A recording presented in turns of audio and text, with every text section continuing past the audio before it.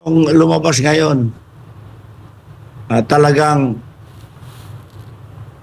traitor talaga ito na government. Wala silang, hindi talaga sincere itong itong kapayapaan na Itong nangyari kay Chairman Nur, nation building ho ba ito? Si Bongbong naman magsasalita lang yan. Kaya worried tayo sa situation. Gusto talaga magkagulo ang Pilipinas. Ito naman, sa tingin namin, is this a joke to the MNLF? Gusto nila talaga mag-crackdown itong situation. Ito nga mga kababayan, bago natin ituloy ang video na ito, kung bago ka lang sa aking YouTube channel baka pwede makahingi ng like at subscribe at click mo na rin ang notification bell para updated ka sa aking nilalabas na bagong video. Salamat po. Nangyari daw yung mga misdeeds year 2000 at 2001. Nagdududa po ba kayo sa timing? Ba't ngayon sa administration na ito lumabas po yung ganitong mga issue? Yes. Deliberate yan, planado yan. And then, alam nila si Chairman Normie Suarez at saka si former President Duterte, they are just like brothers. So, ewan ko lang kung ano ang grand plan talaga nila. Pero this is a total crackdown sa MNLF. Kung ano ang program ng UPAPRO. Po, sir, na-mention po... Opo, sir. Sige yes, pa. yes. Na-mention po ninyo, sir, yung mga program ng pamahalaan. Gaano po kalaking epekto ito sa pagpapanatili po natin ng kapayapaan, lalo pat partners po ngayon ng pamahalaan ng MNLF? Yes, in fact, yung mga anak ni Chairman Normie Suarez nandyan sa farm. Tumutulong sa kanila. Pero ganun pa man, sa itong lumabas ngayon, talagang traitor talaga ito na government. Wala silang, hindi talaga sincere itong itong kapayapaan na nila. Sir, nakausap niyo po ba si Chairman Nur regarding po sa bagong issue na ito? Hindi pa. Hanggang ngayon, he was isolated. Wala pang mga leaders. Very selective sila. Yung mga leader tulad sa akin, bawal na akong pumasok doon. May cordon senator na. Ewan ko kung saan sila kumukuha ng command or instruction. That is, hindi yan pwede sa organization namin. Pero dahil siguro employed ang mga anak doon sa barn, I don't know what's happening. Bawal na ang mga leaders na very active maglapit sa kanya. So, there's a crackdown. Sino po, sir, ang nagpipigil po sa inyo na makita po at makonsulta si Chairman Nur? Taga-pamahalaan po ba? Sino po ba?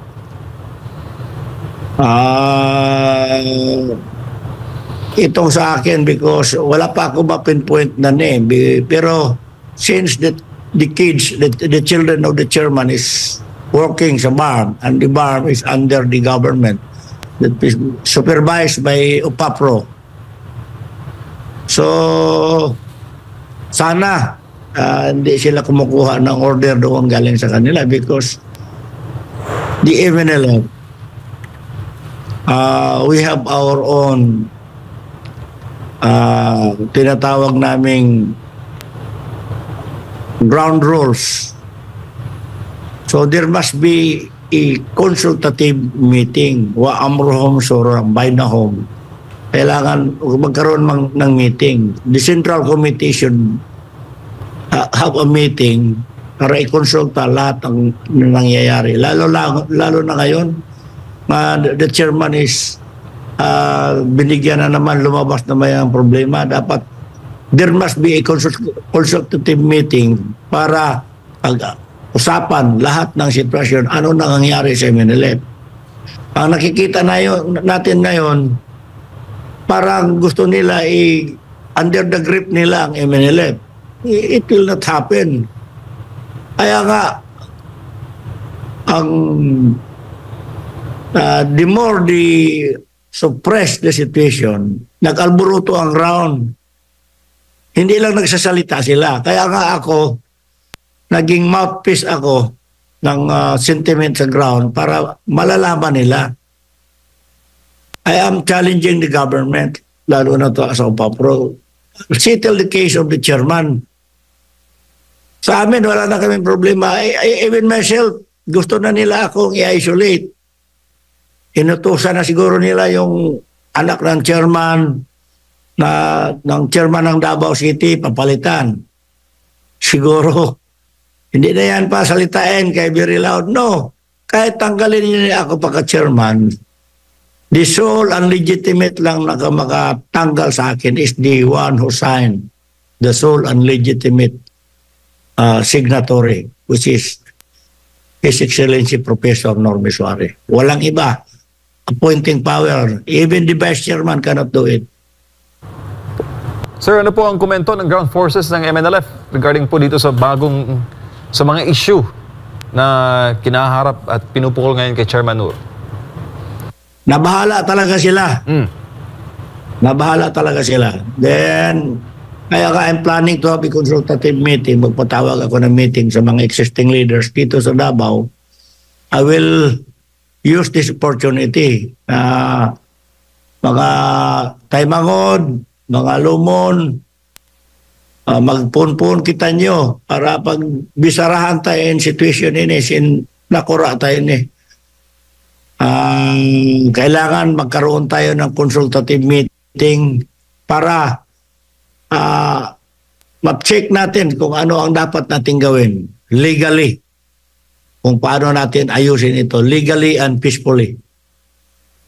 Sir, sa isa pong speech earlier this month, dyan po sa Camp Sionco sa Cotabato, ay niremind po ni Pangulong Bongbong Marcos ang AFP na manatiling bukas ang linya sa MI at MNLF. At sinabi niya po na dapat i-recognize lagi yung relasyon sa pamamagitan ng seguridad at development at governance towards inclusive nation building.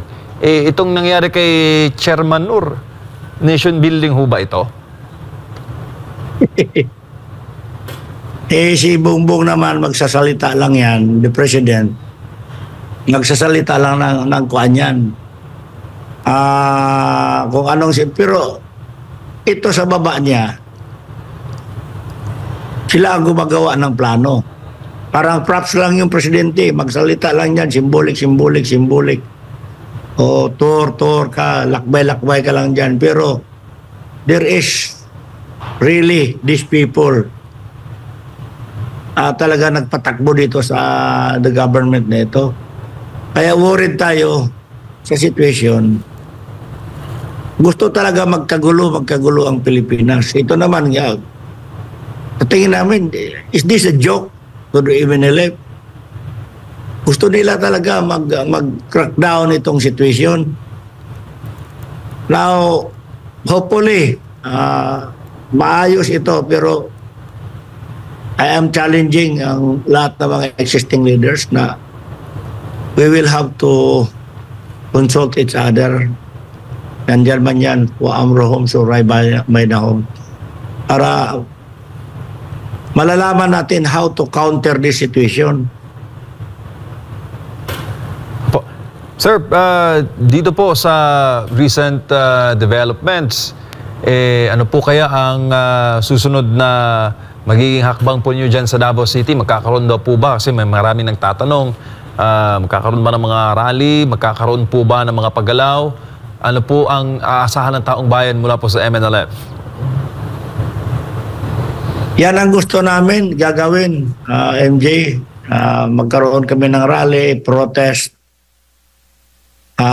We will write to the office of the city mayor na magkaroon kami ng rally, peaceful rally. May Freedom Park man tayo dito. Kung hindi tayo bigyan ng permit, tulad ng nangyayari sa Bustos, Dumaguete, at saka dyan sa Tacloban, Davao City is open. Magkaroon kami ng rally protest for the chairman. The chairman is innocent. Deliberate itong ginawa. Biglaan lang ito eh. I hope I will try to coordinate with the Office of the Presidential Advisor on the Peace, Reconciliation and Unity kay Secretary Galvez na ayusin ang tulungan si Chairman Normy Suarez na matapos yan. Anyway, we have our lawyer. Nandyan naman si Attorney Vic Lim. He's working on that case. Hopefully, may result na. Napabayaan kasi yan. Kumpiyansa tayo. Akala natin, okay na. This government is really serious in peace building. Pero itong situation na ito, I don't think so. There is something talaga na, may gusto talaga na magkagulo ang Pilipinas.